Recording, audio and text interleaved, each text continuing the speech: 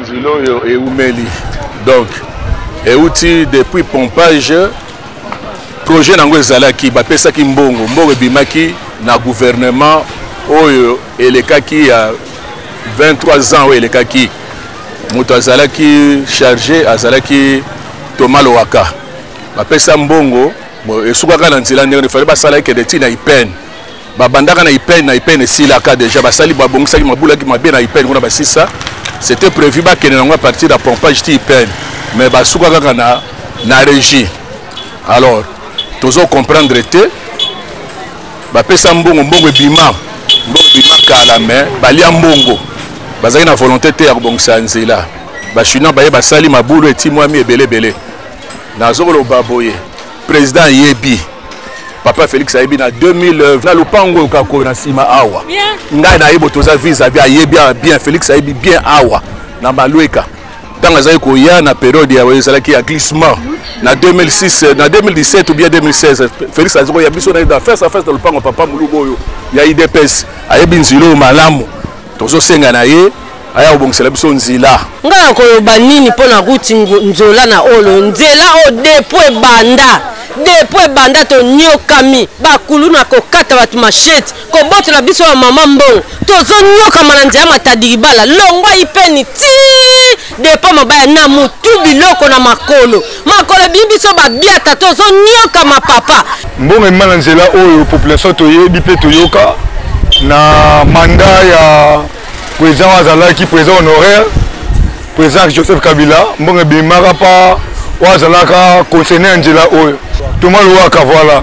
Thomas Louaka mutu azaka dispo ya ko continuer Nzela oyo tina Ipen mais akatango na régie de côté à moi biso lokola to ba nyama a continuer te alia mbongo tia na poche biso population to nyokama ne singa inga na vrai barman to teka masanga to longwa wana de moudi tia to fuda ba transport to do regretter ma casse ba grand-mère na biso ba grand-père na biso ba nyoka mpona ke na église banini pour Nzela te moto et faut des pompages de pompage 1000 francs 1500 l'arrivation pour les bêtes 2000 3000 si quoi toi journalier toi travailler tes salaire exact nous t'a foutu 3000 francs à la pam retour 3000 francs 6000 francs gagner à combien donc tout l'effort va continuer l'effort président de la République Félix Tshisekedi ça l'effort biso peut toi na yo tout le monde a que notre travail ne waka luka kuna c'est bien biso peut avoir un dépôt quand c'est la biso oya peut avoir bi koto bien oyawa oyebi koto bien donc quand c'est biso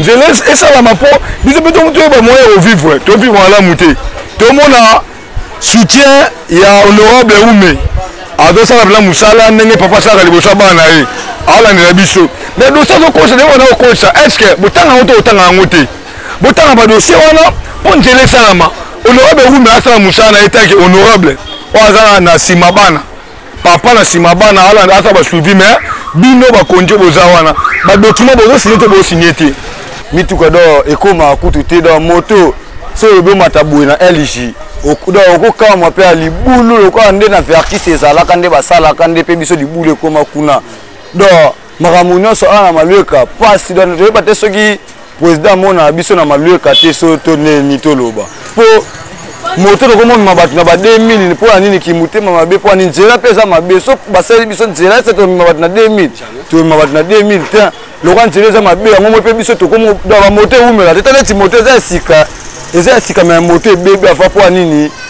Nzela za mabe Nzela oyo eza Nzela ya lelote eza Nzela akala voire même na rappelera président de la République na rappelera président Fati à plusieurs fois président avant Abima président avant élection il y a 2018 président Fati ayaka a na chaise ya IDPS juste à la place Tozali président Fati ayaka a promettre biso babita population Malueka ayebisaka biso yende a hotalisa biso ayebisi biso habiter bandeko ngai na kozala candidat aye a promettre atelisi biso abike ngana oza candidat na élection 2018 mais na sengi na bino ba population Malueka bo pesa nga chance bo voter nga soki bo voter nga na bimi ba difficulté na bino ya courant ba difficulté na bino ya Nzela ba difficulté na bino ya mai donc alobaka asangisaka nyonso alobaka soki abimi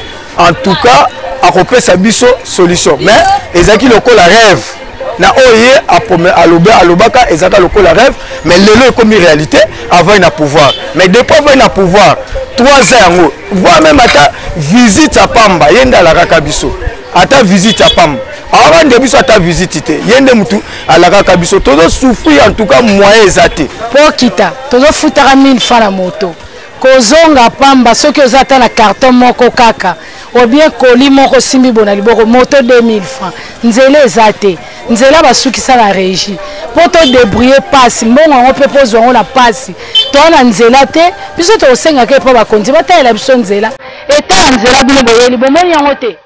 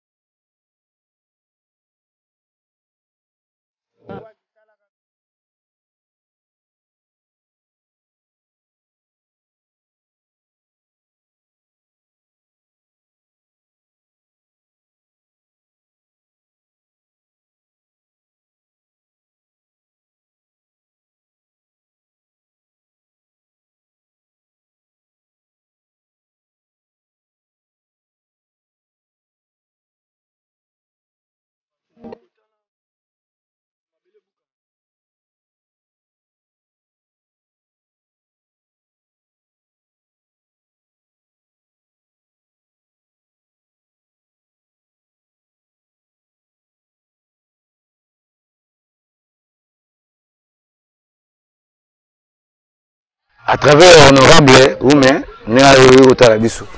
Nzela oyo nga natif ya Malueka banda 1972 donc j'ai 46 ans d'âge. J'ai 46 ans d'âge, donc je suis né, grandi ici à Malueka. Donc on n'a jamais fait une chose c'est plus ça comme Nzela na tronçon na biso oyo. Or les Nzela oyo zo relié biso entre pompage et Ipen. Alors que bambouteillage musu to monaka pour aucun de DGC, aucun de Delvaux, aucun soki wap. OK, ceux qui ba raccourci à Boeza. C'est normal. À partir de là so ba salé on comité Ipen, ba tronçon musu ko bima ebimi Gilf, musu ko bima Delvaux. Ba nini aussi là. Pour ça na ngeza nini? Et c'est on ngeza ndé la moni honorable ou mais à travers na initiative na et pesa ngese makasi azapena papa oyo ayebo supporter ban na biso ya mboka tel que épreuve à liboso ya sala après ça biso na lumière na terrain wa na Kimbara bazana na lumière te atinda ba câble à sala nyonso presque à régie des eaux maekota de awamo que non asa papa mon social pour Nzela le ko la télémélé on a vu que c'est sûr et certain et ça mais pour ça na ngaiza ke esuka na ba filmage oté esuka na ba verdir oto ba oté esuka na ba blablaté ezande réalisable. Moi je suis un ingénieur, j'ai fait des listes. Nzela za qui bien principal peno kolongwa banda ipeni po kiti pompage ata na makolo ata kutu na ka oso tambola na okaka boyo kokoma mais tozo comprendre te ndango ekomi lokola forêt lokola mboka ba démon mutu moya tambola lisusu eza te donc toza na cimetière toza pinzambe gouvernement ngo bopesa ki biso eza wapi botala nanu o boko changer ba président ngo sanga mamba yebaka ngo ayebaka ngo te donc batu bakoloba bokangi biso par de bolimbise Nzela na biso oyo eza route principale eza banda pompage Malueka Sangamamba route Nzolana.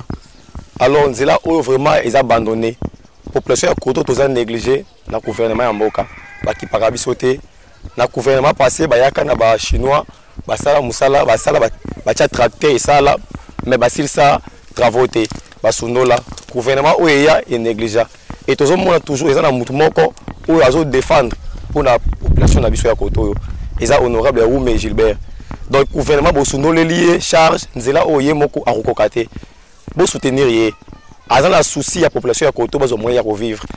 Alors bino ba konzi bo tie maboko moto aza na posa mboka na biso ekende liboso comment faut-il bien bozo tikaye comment faut-il bozo tikaye ye moko libre botie maboko parce que asala musala oyo esalama mosapi moko esokolaka elongité aza na besoin pour aider population mais aza limité alors bino bakonza likolo bo aider nzela na biso ndenge ezali soki ozoya à partir ya 19h nzela o okoleka te nga moko naza menacé pendant 2 semaines passées donc te koza menacé na libulu oyo na 19h.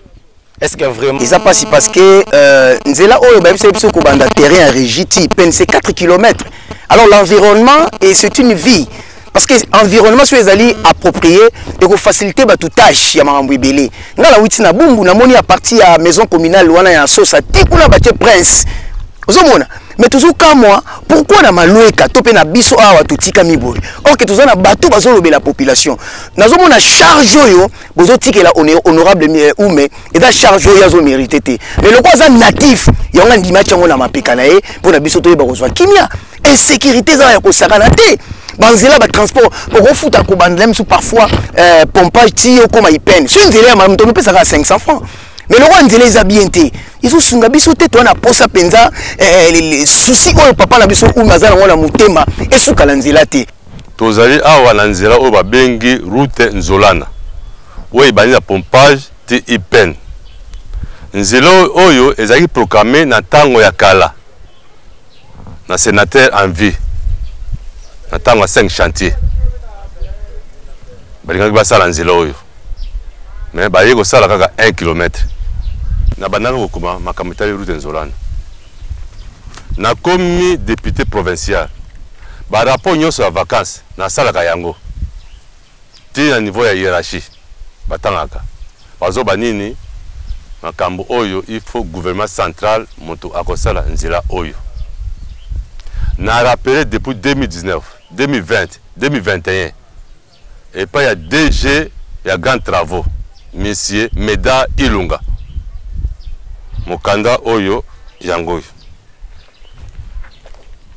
Concerne réhabilitation route Nzolana. 3e rappel.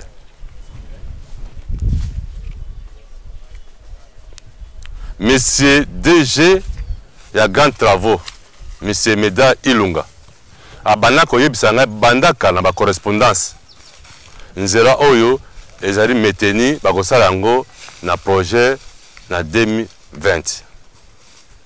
Tokomi na suka na tindeli. Tokomi na 2021. Babi akosala.